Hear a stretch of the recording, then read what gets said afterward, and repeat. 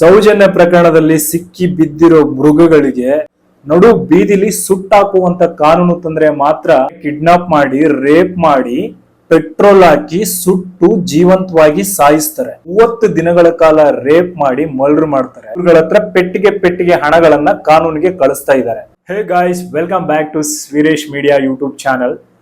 ಎಲ್ಲರೂ ಹೇಗಿದ್ದೀರಾ ಸ್ನೇಹಿತರೆ? ಚೆನ್ನಾಗಿದ್ದೀರಾ, ಖುಷಿಯಾಗಿದ್ದೀರಾ ಅಂತ ಭಾವಿಸ್ತೀನಿ.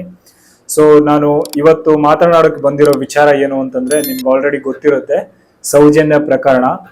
ಸೊ ನಾವುಗಳು ನೋಡ್ತಾನೆ ಬಂದಿದೀವಿ ಕಳೆದ ದಿನಗಳಿಂದ ಯಾವ್ಯಾವ ರೀತಿ ಟ್ರೋಲ್ ಆಯ್ತು, ಅದ್ರ ಬಗ್ಗೆ ಮಾತಾಡಿದವ್ರ ಪರಿಸ್ಥಿತಿಗಳು ಏನಾಯ್ತು, ಸೊ ಅದೆಲ್ಲ ನಾವು ನೋಡಿದೀವಿ.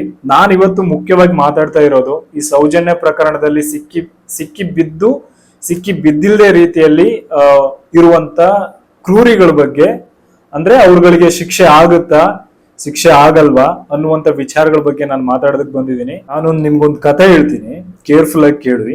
1989ರಲ್ಲಿ ಉಗಾಂಡ ಅನ್ನುವಂತ ಪ್ರದೇಶದಲ್ಲಿ ಒಬ್ಬ ಯುವತಿಯನ್ನ ಕಿಡ್ನಾಪ್ ಮಾಡಿ 4 ಜನ ಕಾಮಿಗಳು 30 ದಿನಗಳ ಕಾಲ ರೇಪ್ ಮಾಡಿ ಮರ್ಡರ್ ಮಾಡ್ತಾರೆ. ಅವ್ರಗಳಿಗೆ ಮುಂದೊಂದಿನ ಕಾನೂನು ಕಡೆಯಿಂದ ಅರೆಸ್ಟ್, ಅಂದ್ರೆ ಆಡಗ್ಲಲ್ಲೇ ನೇಣಿಗೆ ಬಿಗಿತಾರೆ. ಅದು ಶಿಕ್ಷೆ ಆಗಿದ್ದು ಕಾನೂನಿನ ಕಡೆಯಿಂದ. ಇದು ಹಾಗಾಗಿಲ್ಲ, ಬಿಕಾಸ್ ಇವ್ರಗಳ ಹತ್ರ ಪೆಟ್ಟಿಗೆ ಹಣಗಳನ್ನ ಕಾನೂನಿಗೆ ಕಳಿಸ್ತಾ ಇದ್ದಾರೆ. This is one point. Second point, Disha ಅನ್ನೋ ಅಮಾಯಕ ಯುವತಿನ ಯಾರೋ 4 ಜನ ಯುವ ಕ್ರಿಮಿನಲ್ಗಳು ಏನ್ ಮಾಡ್ತಾರೆ, ಆ ಹುಡುಗಿನ ಕಿಡ್ನಾಪ್ ಮಾಡಿ ರೇಪ್ ಮಾಡಿ ಪೆಟ್ರೋಲ್ ಹಾಕಿ ಸುಟ್ಟು ಜೀವಂತವಾಗಿ ಸಾಯಿಸ್ತಾರೆ. ಅವ್ರಗಳನ್ನ ಕೊನೆಗೆ ಒಂದಿನ ಕಾನೂನು ಹಿಡಿದು ಸ್ಪಾಟ್ ಅಲ್ಲೇ ಎನ್ಕೌಂಟರ್ ಮಾಡಿ ಬಿಸಾಕುತ್ತೆ.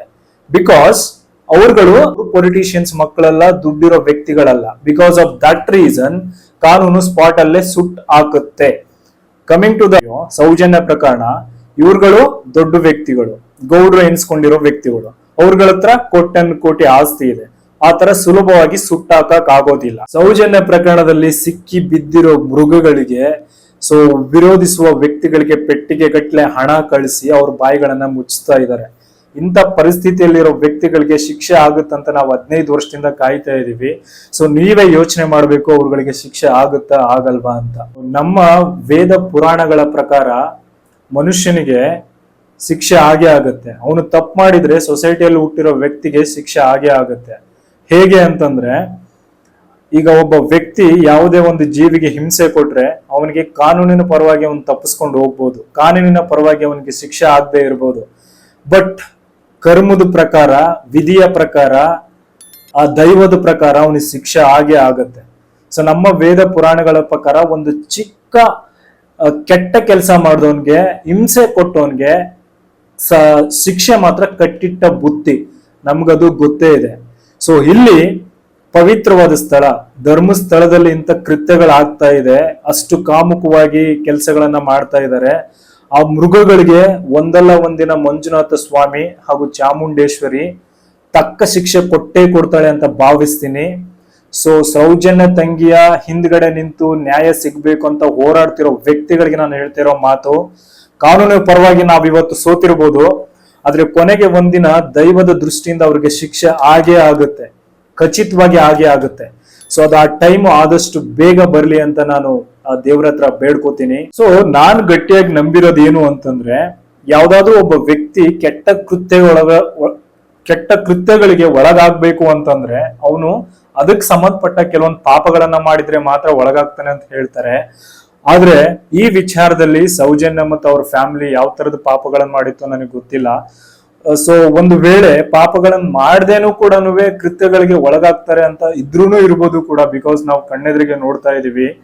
ಸೊ ಏನೇ ಆದ್ರೂ ಕೂಡ 15 ವರ್ಷದಿಂದ ತಮ್ಮ ಮಗಳನ್ನ ಕಳ್ಕೊಂಡು ಚಿಂತೆಯಲ್ಲಿ ಕೊರಗ್ತಾ ಇರೋ ಆ ಸೌಜನ್ಯ ಫ್ಯಾಮಿಲಿಗೆ ದೇವ್ರು ಒಳ್ಳೇದ್ ಮಾಡ್ಲಿ ಅಂತ ಈ ಮುಖಾಂತರ ನಾನು ಕೇಳ್ಕೊತೀನಿ. ಅವ್ರ ತಾಯಿಗೆ ನೆಮ್ಮದಿ, ಸಂತೋಷ, ಖುಷಿ ಸಿಗ್ಲಿ, ಆದಷ್ಟು ಬೇಗ ಅವ್ರು ಕೋರ್ಕೊಳ್ತಿರೋ ಹಾಗೆ ನ್ಯಾಯ ಸಿಗ್ಲಿ ಅಂತ ದೇವ್ರ ಹತ್ರ ಬೇಡ್ಕೋತೀನಿ. ಸೊ ಸಮಾಜದಲ್ಲಿ ಒಂದಂತೂ ಸತ್ಯ, ಹಿಂಸೆ ಕೊಟ್ಟವರು, ಕೃತ್ಯಗಳನ್ನ ಮಾಡಿದವ್ರಿಗೆ ಬಲಿಷ್ಠವಾದ ಶಿಕ್ಷೆ ಆಗುತ್ತೆ ಅಂತ ನಾನಂತೂ ಖಂಡಿತ ನಂಬಿದ್ದೀನಿ. ನೀವೆಲ್ಲರೂ ನಂಬಿದಿರ ಅಂತ ಭಾವಿಸ್ತೀನಿ. ಸೊ ನಾವು ರೀಸೆಂಟ್ ಆಗಿ ಮೀಡಿಯಾದಲ್ಲಿ ನೋಡ್ತಾ ಇದೀವಿ. ಸೊ ಅವ್ರುಗಳು ಮಾತಾಡ್ತಿರೋ ವಿಡಿಯೋಗಳನ್ನ ನಾವು ಅಬ್ಸರ್ವ್ ಮಾಡಿದ್ರೆ ಅವ್ರ ಮುಖಗಳಲ್ಲೇ ಕಾಣುತ್ತೆ, ಅವ್ರು ಮಾಡಿರೋ ಕೆಟ್ಟ ಪಾಪಗಳು ಅವ್ರ ಮುಖದಲ್ಲೇ ಕಾಣ್ತಾ ಇದೆ. ಸೊ ಅದೆಲ್ಲ ಗೊತ್ತಿದ್ರು ಕೂಡ ನಾವ್ ಏನೂ ಮಾಡಕ್ ಆಗ್ತಾ ಇಲ್ಲ, ಬಿಕಾಸ್ ಅವ್ರ ಹತ್ರ ಇರೋ ದುಡ್ಡು, ಆ ದುಡ್ಡೇ ಇದಕ್ಕೆಲ್ಲ ಕಾರಣ. ಮಾಡಿರೋ ಕೃತ್ಯಗಳನ್ನೆಲ್ಲ ಮುಚ್ಚಾಕ್ತಾ ಇದೆ. ಸೊ ನಾವು ಸುಮಾರು ವರ್ಷಗಳಿಂದ ಎಷ್ಟೋ ರೇಪ್ ಅಂಡ್ ಮರ್ಡರ್ ಕೇಸ್ಗಳನ್ನ ನೋಡ್ಕೊಂತ ಬಂದಿದೀವಿ, ನಡೀತಾನೆ ಇದೆ. ಈ ಕಡೆ ಶಿಕ್ಷೆ ಅನ್ನೋದು ಆಗ್ತಾನೆ ಇಲ್ಲ, ಬಟ್ ಕೃತ್ಯಗಳು ಆಗ್ತಾನೆ ಇದೆ. ಸೊ ಇದಕ್ಕೆಲ್ಲ ಒಂದೇ ಒಂದು ತಡೆ ಹಿಡಿಯೋದಕ್ಕೆ ಕಾರಣ ಏನಾಗಿರ್ಬೇಕು ಅಂತಂದ್ರೆ, ಈ ಕಾನೂನು ಏನಿದೆ, ಕಾನೂನು ದಯವಿಟ್ಟು ಇಂಥ ಕೃತ್ಯಗಳಾಗಿರೋ ನೆಕ್ಸ್ಟ್ ದಿನನೇ ನಡು ಬೀದಿಲಿ ಸುಟ್ಟಾಕುವಂತ ಕಾನೂನು ತಂದ್ರೆ ಮಾತ್ರ ಆ ಭಯಕ್ಕೆ ಸ್ವಲ್ಪ ಕೃತ್ಯಗಳು ಕಡಿಮೆ ಆಗ್ಬೋದು ಅಂತ ಭಾವಿಸ್ತೀನಿ. ಸೊ ನಾನು ಒಬ್ಬ ಚಿಕ್ಕ ಯೂಟ್ಯೂಬರ್ ಆಗಿ ನನಗೆ ಗೊತ್ತಿರೋ ಸ್ವಲ್ಪ ವಿಚಾರಗಳನ್ನ ನಿಮ್ ಮುಂದೆ ಹೇಳಿದೀನಿ. ಸೊ ಇದು ನಾನು ಹೇಳಿದ್ದು ಸರಿ ಅನ್ಸಿದ್ರೆ ರೈಟ್ ಅಂತ ಕಮೆಂಟ್ ಮಾಡಿ. ಸೊ ಸ್ನೇಹಿತರೆ, ಇದು ಇವತ್ತಿನ ವಿಡಿಯೋ ಆಗಿತ್ತು.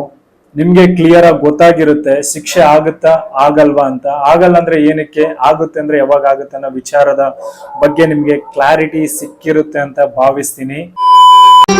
ಮತ್ತೆ ಭೇಟಿಯಾಗೋಣ. ನಮಸ್ಕಾರ.